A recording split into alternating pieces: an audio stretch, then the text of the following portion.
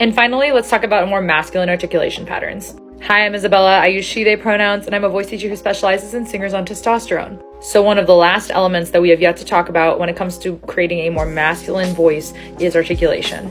Articulation is where you place your voice in your mouth as you speak.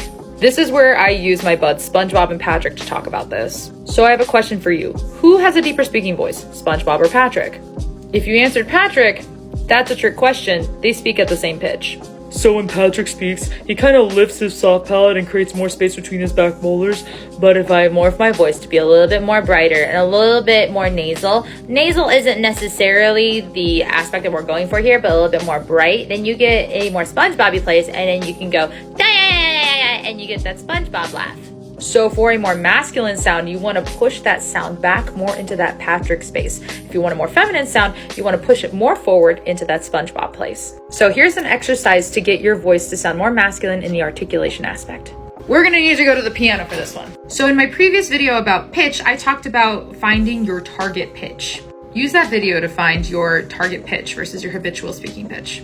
For our purposes today, I'm going to use G3. So at your target pitch or G3, we are going to start in a more SpongeBob-y place, move in the middle, and then go back using the ABCs. So what this looks like is A, B, C, D. And then you can go through the rest of the alphabet kind of like that.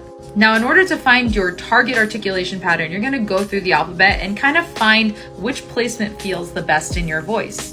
Once you find that placement, I want you to kind of practice speaking with all that space. If you're worried about it sounding too much like Patrick, start with that Patrick space and then slowly move it a little bit more forward until you find something that feels more comfortable to you. Try that out and let me know how it goes.